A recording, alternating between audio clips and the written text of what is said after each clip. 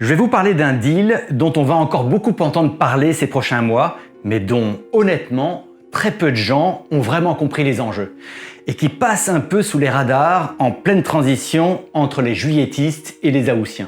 Ce deal, c'est l'accord rendu public cette semaine entre les États-Unis et l'Union européenne sur les tarifs douaniers. Un deal que certains décrivent comme historique, et moi je dirais plutôt très inquiétant. Et si je prends le temps de vous en parler, c'est parce que je pense qu'il dit beaucoup de choses, pas seulement sur notre économie, mais aussi sur notre fragilité stratégique. Allez, on avance rapidement pour ce coup de gueule écrit sur le fil. Alors déjà, soyons clairs, ce n'est pas encore un accord définitif, il y a eu une négociation entre Washington et Bruxelles, pilotée par Ursula von der Leyen, mandatée par les États membres, y compris la France, l'Allemagne, l'Italie, etc. Mais ce n'est pas une initiative de la Commission en solo, comme certains ont voulu le présenter. Le texte n'est pas encore complètement négocié et surtout, il n'est pas ratifié. Il va falloir des semaines, voire des mois pour qu'il soit validé juridiquement. Et à mon avis, ça ne va pas être une promenade de santé parce qu'en réalité, aucun pays européen ne semble vraiment satisfait de ce qu'on a obtenu. Concrètement, ce que les Américains ont accepté, c'est un tarif unique de 15% sur la majorité des exportations industrielles européennes. On a évité le pire, 30% de taxes qui auraient pu être imposées brutalement dès août. Donc oui, sur le papier, on a évité la guerre commerciale. Mais en face, l'UE s'engage à acheter massivement de l'énergie américaine, du gaz, du pétrole, du nucléaire, etc., pour environ 650 milliards d'euros sur une période de 3 ans, et à investir plus de 500 milliards d'euros dans l'économie américaine d'ici à 2028. C'est colossal. Et franchement, on est nombreux à se demander, mais qu'est-ce qu'on a vraiment obtenu en échange?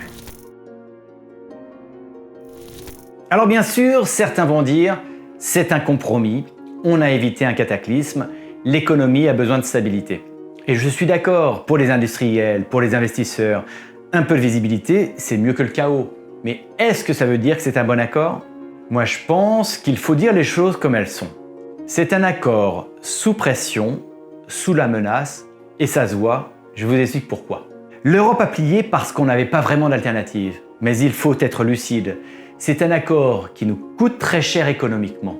Politiquement, cela renvoie une image de faiblesse que la Chine et la Russie, n'en doutons pas, essaieront d'exploiter. Et surtout, on a fait tout ça sans garantie que Donald Trump, qui n'est pas revirement prêt, tiendra parole.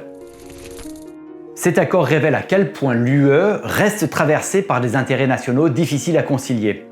L'Allemagne et l'Italie, qui dépendent énormément de leurs exportations vers les USA, avaient très peur des menaces de sanctions à 30%.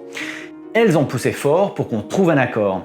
Il suffit d'entendre le « ouf » de soulagement des organisations patronales allemandes ici, mais un ouf modéré. Les pays de l'Est de l'Europe, eux, voient l'Amérique comme leur allié militaire.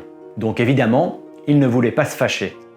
Et puis, il y a la France, quelque part entre les deux, qui plaidait pour le bras de fer, mais qui avait moins à perdre que l'Allemagne ou l'Italie au niveau exportation.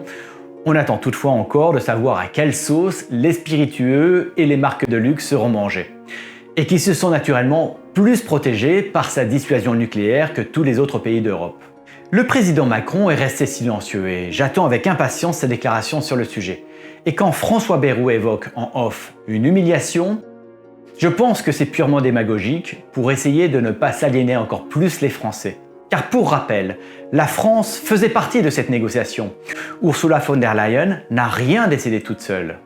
Moi, ce que je vois d'Allemagne, c'est que l'industrie européenne, et notamment l'industrie allemande, va souffrir. Moins de marge et moins de débouchés aux USA, plus de contraintes et obligés d'investir aux USA pour contourner les taxes. Et certaines marques comme BMW exportent déjà des voitures produites aux États-Unis vers l'Europe. Alors imaginez les conséquences. On risque de détruire des emplois ici chez moi en Allemagne pour faire tourner des usines là-bas qui réexporteront encore plus de modèles X5, X6, X7, etc. chez moi. Il faudra trouver les bons mots pour expliquer à ceux qui travaillent chez BM à Munich pourquoi ils sont licenciés. Mais il y a un sujet dont personne ne parle vraiment et qui me semble central, la sécurité. Je suis convaincu que ce deal économique est lié à la question militaire. Refuser cet accord, c'était risquer un désengagement des États-Unis du conflit en Ukraine et peut-être même de l'OTAN. Et là, la donne change complètement. Sans les USA, l'Europe n'a pas de dissuasion nucléaire partagée et elle ne peut pas contenir une Russie agressive à long terme. C'est ça le vrai poids de cette négociation. Et c'est peut-être pour ça que l'Europe a accepté autant et aussi vite. Je serais même prêt à interpréter le raidissement récent de Donald Trump vis-à-vis de Vladimir Poutine comme des gages de bonne foi donnés à l'Union européenne. Ce deal doit être un électrochoc pour nous. On ne peut pas se retrouver tous les 3 ans à négocier sous la menace. Alors oui, on doit relancer le débat sur ce que l'Europe veut devenir. Il y a eu le rapport de Mario Draghi en 2024 qui disait très clairement « Si l'Europe ne change pas, elle sera marginalisée ». Il faut donc qu'on investisse massivement dans l'innovation, dans les énergies nouvelles, dans les technologies clés, qu'on simplifie nos règles pour être compétitifs et qu'on crée un vrai marché intérieur encore plus fort avec nos 450 millions de consommateurs. Et puis pourquoi pas chercher de nouveaux partenaires commerciaux. Le Mercosur, pour rappel la France est contre et l'Allemagne est pour, l'Inde, l'Indonésie, les pays du Golfe, donc beaucoup de sujets qui n'ont pas fini d'être âprement discutés entre les 27. Mais soyons réalistes, aucun de ces marchés ne remplacera celui des États-Unis. Je vais être franc avec vous, ce n'est pas un bon accord, mais c'était sans doute le moins mauvais possible dans ce contexte. Et ceux qui prétendent qu'il existait une solution simple auraient soit plongé l'Europe dans une guerre économique qu'elle n'était pas prête à encaisser, soit offert à la Russie le champ libre en affaiblissant encore davantage l'Union européenne et l'OTAN.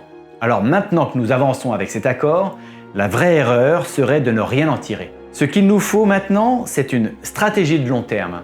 Une Europe qui n'attend plus que les autres décident pour elle.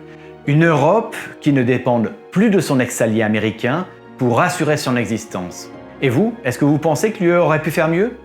Est-ce que ce deal est une capitulation ou une stratégie pragmatique? Je vous laisse en débattre dans les commentaires. Je suis vraiment curieux de lire vos réactions. Merci et à bientôt.